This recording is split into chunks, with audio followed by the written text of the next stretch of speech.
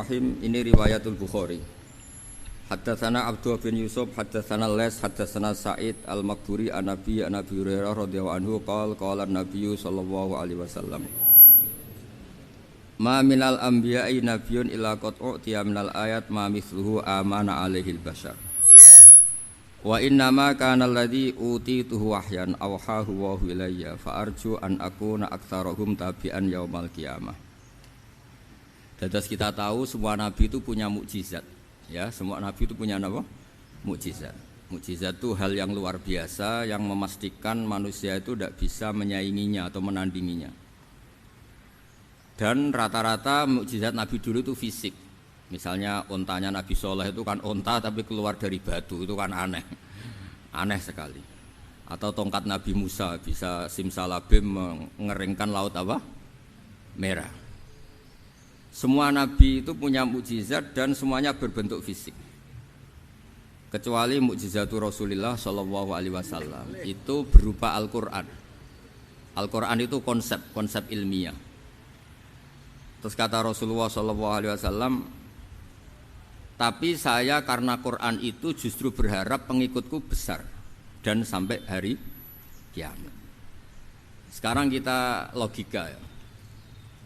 Andaikan kamu punya tongkatnya Nabi Musa, kalau kamu suka uang, kepikirannya dijual apa dipakai? Kalau kamu suka uang, dipakai. Kalau kamu ahli suudon itu pikirannya ndak, ini asli ndak. Karena yang melihat di Turki itu ya sebagian gitu. Kalau yang suka perdukunan itu bayangkan itu miliknya. Mungkin dipakai ngakali orang atau apa, pokoknya bayangkan itu miliknya. Kalau yang kolektor pikirannya itu nanti ini laku berapa. Tapi kalau peneliti mungkin pikirannya itu ini asli apa enggak? Bukti aslinya apa? Repot lah. Lagi pula kalau kamu punya utang terus mau apa? Istri kamu marah mau apa? Kalau pakai tongkat. Nah, beda dengan mukjizatnya Quran itu semuanya apa? Ilmiah. Orang yang sedang harmonis dengan istri bisa pakai ayat di antara ayat-ayat Allah itu apa? Wa ja'ala bainakum mawaddatan warahmah. Nanti kalau ditakdir cerai, saya tidak menyarankan cerai. Kalau ditakdir cerai, itu masih dimotivasi sama Allah. Wa iyyatafarraqa yughnillahu kullam min sa'ati. Jika suami istri itu cerai, jangan-jangan suaminya dapat istri lebih baik, istrinya nanti dapat suami lebih baik. Jadi yang masa lalunya dianggap prahara. Kan banyak orang suaminya meninggal ketika nikah lagi ditanya, kangen sama suami pertama, alhamdulillah ini lebih baik. Padahal suaminya yang meninggal itu berharap istrinya ini kangen, ternyata dia sudah syukur dapat suami yang lebih baik. Jadi Quran itu menunggui kita ila yaumil qiyamah. Kita tidak bunuh diri, itu ya barokahnya Quran. Karena problem apapun kita dinasihati apa sabar, apa dinasihati sabar.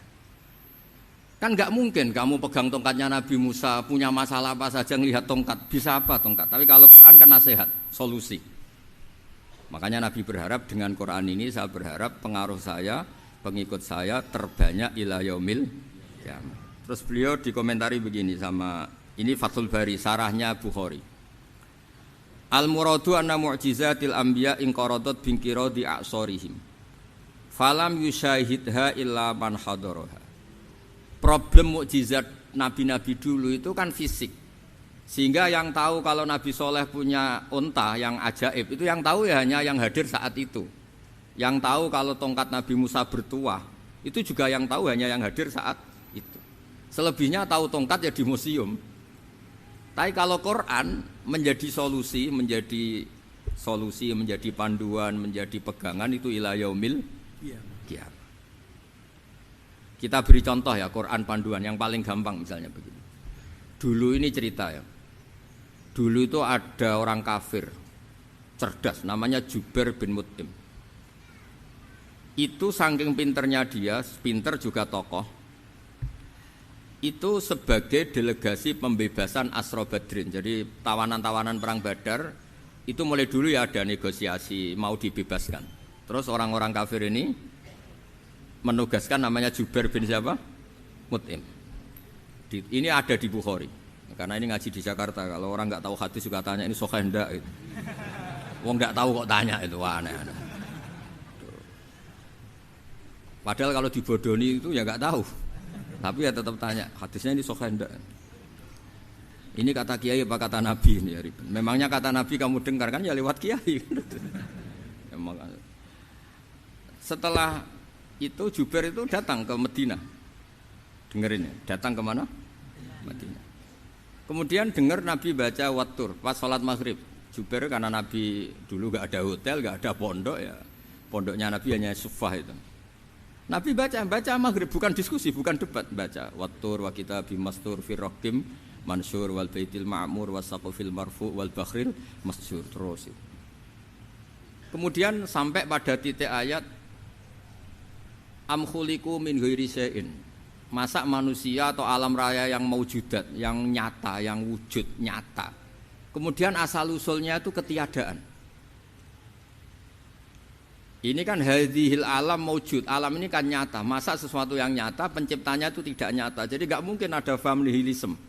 Kalau faham nihilisme berarti melahirkan teori begini. Al adamu yakhluqu maujudan, sesuatu yang tidak ada menciptakan yang itu kan akal enggak bisa nerima. Kalau sesuatu ini ada, penciptanya pasti ada. Terus akhirnya Jubair bin Mut'im itu simpuh di depan Rasulullah terus bilang, "Ya Muhammad, kada qalbi ayatir." Hampir saja hati saya terbang. Kalau riwayatnya Imam Ahmad, faka'anna masudi aqalbi, hati saya ini hancur. Semua teori yang saya bawa untuk melawan kamu sekarang luluh semua, hancur semua. Yang benar adalah teori Anda bahwa Tuhan itu satu dan Tuhan itu ada sebelum semua makhluk. Coba kalau Nabi Muhammad ada Jubair bin Mut'im terus menyembunyikan tongkat dekat mihrab. Terus dilihat ini apa. Paling pikirannya ini dari kayu apa. Terus yang bentuk tongkat itu tukang pemahatnya siapa. Kok kurang keren kalau di Blitar gimana ya. Kan malah panjang. Kira-kira kalau mukjizat itu dari tongkat itu malah panjang. Panjang lah pokoknya. Panjang. Lagi pula kamu coba kan nggak ngarah mandi, itu yang mandi kan nabinya, bukan tongkatnya. Coba tongkatnya Nabi Musa coba anak-anak beki itu, dipakai mukul kucing aja tidak mesti mati itu. Jadi nggak jelas mukjizat-mukjizat seperti itu nggak. Tapi kalau Quran menunggui, sampai saking hebatnya Quran, teori rasionalitas, soal kampanye di mana-mana, tingkat validitas, tingkat kebenaran Quran itu bahkan bisa diuji tanpa membuktikan. Tanpa apa? Membuktikan. Cukup pakai akal. Saya tidak bosan-bosan cerita ini karena ini khazanah kita. Di kitab Nailul Ma'mul itu, di kitab usul fikih, saya berkali-kali cerita ini karena ini untuk menunjukkan bahwa Quran itu liqaumi ya'qilun, liqaumi yatafakkarun. Ada seorang kiai, seorang ustadz, kiai dulu itu ya memang orang soleh, alim terus jadi kiai. Kalau kiai sekarang tuh macam-macam, nganggur terus ingin jadi kiai, terus daftar gitu. Ada lowongan di yayasan masuk ingin jadi ustadz karena dengar ada gajinya. Dulu tidak ada seperti itu, tidak ada. Makanya dulu tuh kalau ustadz kiai pasti soleh karena dia alim terus ingin orang lain tuh mendapat ilmunya. Kalau sekarang nggak ada yayasan sehat, guru gajinya sekian, yang nggak ingin jadi ustadz tuh daftar. Karena ada gaji, apalagi ada kabar, ada gaji, ada mes, ada wah yang daftar banyak. Tapi mentalnya ada kiai sebetulnya. Ya kalau sampean tanya itu baik dah Gus, ya setengah baik. Ya maksudnya setengah baik ya ada baiknya lah, namanya profesi ngajar itu kan baik. Tapi setengah saja karena motifnya itu nyari gaji, bukan ingin mencerdaskan umatnya Rasulullah SAW. Itu Imam Amudi itu guru matematika. Saya enggak bosan-bosan cerita ini. Guru matematika. Muridnya sampai takut, ini masuk surga ndak? Kiai kok enggak ngajarin istighosa atau tahlil malah ngajarin apa? Matematika. Beliau meninggal terus muridnya tanya, "Ma fa'alallahu bik?" Kira-kira gitu. Apa yang dilakukan Allah? Allah nyambut Anda gimana gitu. Terus kata Imam Amudi, bagus saya disuruh ngajar malaikat. Karena malaikat kan tidak pernah kayak anak beki gini ngaji gini. Malaikat itu tidak pernah ngaji, dia iman saja karena tahu surga, tahu neraka terus iman gitu aja. Jadi imannya malaikat itu enggak keren kita. Imannya loh. Loh itu yang ngendikan Nabi loh, tidak saya. Nabi pernah tanya sama sahabat, iman yang paling keren siapa? Jawabannya sahabat malaikat. Ya ndak karuan malaikat iman. Dia yang tahu surga neraka, tahu segalanya, masa ada ndak iman? Ya pasti iman lah katanya. Terus ya para sahabat engkau iman ya wajar kan, menangi saya, nemuin saya. Yang hebat itu orang-orang yang tidak melihat saya, tidak saya didik tapi tetap iman. Karena dididik akal, ya tadi dididik Quran, apa dididik Quran. Sama siapa? Teks bahasa Arabnya masang. Terus Imam Mahmudi kata Allah, suruh dia ngajarin para malaikat cara menemukan saya. Malaikat dikumpulin, terus Imam Mahmudi disuruh ngajar. Sama singkat kata-katanya Allah di mimpi itu. Istadilla ala wahdaniyati bihadrati malaikati, tolong ajarkan cara menemukan saya padahal Anda ini manusia yang tidak melihat saya. Anda di Jakarta kan hanya gedung-gedung, paling jadi khayal, terus nikmat lah, Anda ikut punya tapi ikut nikmati. Itu orang desa-desa kalau ke Jakarta itu pokrol, wah di Jakarta itu gedungnya tinggi-tinggi, tidak kayak kampung sini, lo udah ikut punya, ikut bangga. Di Jakarta orangnya cantik-cantik, tidak kayak orang sini. Padahal dia ya tidak dapat orang cantik gitu. Jadi Allah itu saking pinternya, miskin-miskin ya bisa berkhayal dan bahagia. Nah, itu alhamdulillah betul. Akhirnya itu apa ini anak-anak begini saya tak niati ngajar standar anak-anak akademik. Terus pertama yang diajarkan hanya bilang gini, sama siapa teksnya itu? Ya malaikat wahi para malaikat. Terus beliau bilang, nisbatus naini wassalasah ila ma la nihayata lahu nisbatul far'i ilal asli. Angka itu jumlahnya berapapun 2, 3 sampai triliunan. Semuanya itu nisbatul far'i ilal asli. Binisba'it ilal wahid nisbatul far'i ilal asli.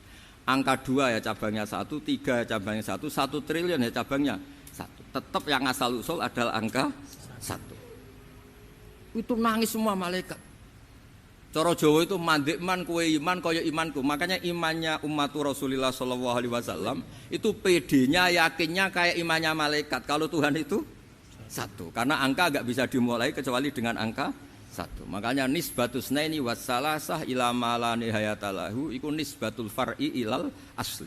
Semuanya itu nisbatnya cabang ke induk. Berarti semua alam raya ini tetap asal usulnya 1, yaitu qul huwallahu ahad. Nah, itu namanya akal.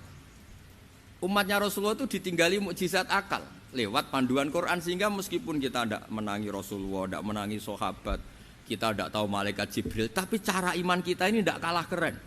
Yakin hakul yakin. Terus kedua, gambar. Kamu gambar rumah, gambar hewan, gambar apa saja, mesti dimulai 1 titik. Entah gambar kamu bagus, entah jelek, tetap dimulai 1 titik. Nah, titik ini namanya nuqtatul wujud. Semua alam raya dimulai dari 1 titik, yaitu nuqtatil wujud. Makanya Quran dimulai bismillah, dan bismillah itu dipilih sama Allah pakai pertama ba itu ada titik. Itu kata semua ulama. Itu titik itu singkatan dari bi kana makana wa bi yakunu mayakun. Karena saya semuanya ada. Bi itu karena saya. Jadi makanya santri-santri beki tidak usah bayangkan kamu jadi wali terus bisa terbang ke Mekah, tidak usah. Kalau terbang ke Mekah ya sudah umroh aja bayar. Kalau enggak ya maklaran KBH atau apa, pokoknya cari gratis. Ya gratis kan, dapat orang 10 gratis 1. Terus orang enggak umroh-umroh dirayu-rayu supaya umroh. Repot. Itu pelanggaran fikih itu. Kalau orang punya utang itu wajibnya hanya utang dulu gitu. Wah repot. Saya itu juga sering bingung di kampung-kampung. Gus sama umroh. Kenapa? Dapat gratisan. Minta uang saja buat nyaur utang, enggak boleh. Wah, secara fikih yang wajib itu nyaur utang bukan umroh. Enggak boleh Gus diminta uang, enggak boleh, harus umroh. Udah gitu saya ini bingung Gus mau umroh, enggak nikmati. Kenapa? Disuruh ngajar Gus. Repot semua kalau ibadah mergawe ya gini, bingung semua. Ya saya mohon anak-anak BK semuanya yang seneng Quran itu harus seneng sampai kayak saya sehingga tahu. Istidlal, mencari Tuhan dengan cara tauhid yang berbasis akal itu sedzahir imannya malaikat. Sehingga di kelasmen iman itu manusia ulul ilmi, kita-kita yang nekuni ilmu itu nomor 1 prakteknya. Karena nomor 1 itu Allah karuan kan, syahidah Allah kan enggak tertandingi, syahidah wa annahu la ilaha illa huwa. Terus wal malaikatu, malaikat kan karuan karena langsung menyaksikan surga. Dan ketiga apa? Wa ulul ilmi. Berarti prakteknya kan nomor 1. Kalau kompetitornya semuanya manusia, ulul ilmi nomor berapa? 1 kan? Nah nomor 3 kan dari Allah, malaikat, ulul ilm. Berarti kalau kompetisinya antar manusia nomor berapa? 1 kan? Nah kenapa ulul ilmi di nomor 3 kan tapi dari Allah, malaikat, ulul? Kerennya kayak apa? Karena cara iman ulul ilmi itu enggak ada ragunya sama sekali. Kamu ragu enggak kalau 2 itu cabang dari 1, asal-usulnya 1? Enggak pernah kan ragu kan? Semua gambar seruat apapun dimulai dari 1 titik, ragu enggak? Enggak kan? Nah, imannya umatnya Nabi karena dipandu oleh Quran itu seyakin itu, sehakul yakin itu. Nah, itu terus Jubair bin Mut'im jadi iman. Am khuliqu min ghairi syai'in am humul khaliq. Terus kata Allah lagi, kalau kamu tidak percaya saya yang bikin langit bumi ya gampang dong, kamu saja yang ngomong kalau kamu yang bikin. Paling orang sepakat kamu stres. Terus hanya ayat gitu, am khalaqus samawati wal ard.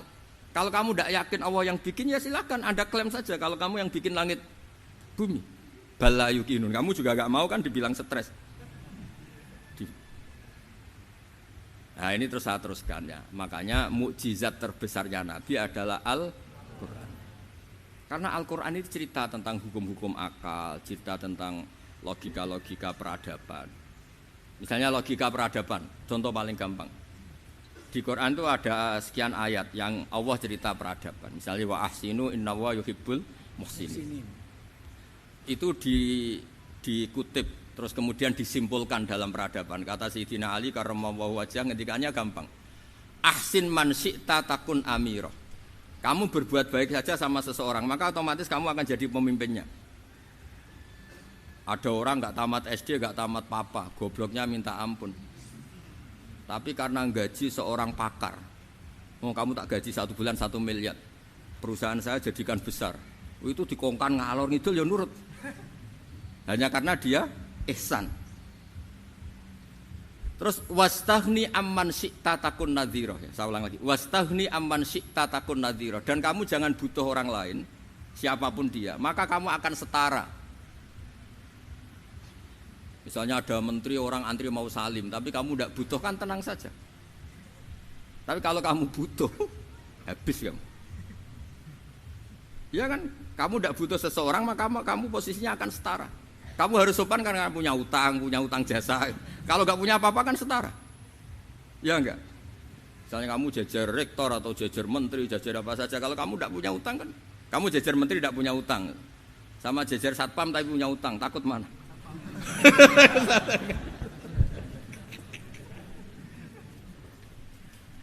Kalau butuh itu mesti kalah kan? Ada pejabat misalnya nggak begitu cantik sama perempuan cantik yang kamu butuh ingin dicintai, takut mak. Padahal nggak jelas orang ini pangkatnya apa. Jadi dalam hukum sosial itu kata Sayyidina Ali wastaghni amman syi'ta takun nadhira. Kamu jangan butuh seseorang maka kamu akan setara. Terus yang terakhir wahtas ila man syi'ta takun asirah. Asirah pakai sin. Dan silahkan butuh seseorang maka kamu akan jadi budak dia. Ya coba misalnya Anda seorang profesor, seorang alim, seorang kiai top. Misalnya mencintai janda di ujung kampung sana, jalan kaki 2 kilo. Padahal itu gak tamat SD, tapi gara-gara seneng kacau kan? Logika kepangkatan hilang semua kan? Jadi itu hukum peradaban. Itu mewakili isi-isi sosial yang diterangkan Quran. Ya, dari paketnya 3 tadi ya. Ahsin man syi'ta takun amirah. Kamu berbuat baik sama seseorang maka kamu bisa memimpin. Wastaghni amman syi'ta takun nadhira. Kamu jangan butuh seseorang maka kamu akan setara. Mbok kamu ketemu orang terkaya di dunia. Ya ketemu orang terkaya di dunia, kamu jejer, kamu tidak butuh dia. Tenang kan bisa setara kan? Tapi kalau butuh harus sopan, ngajukan proposal, harus berakhlak karimah. Makanya sekarang Anda kok berakhlak kenapa? Ternyata mau nyalek.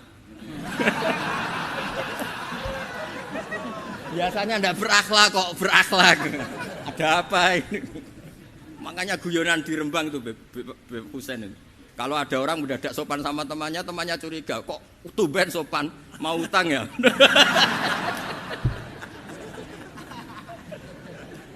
Zaman akhir itu kacau.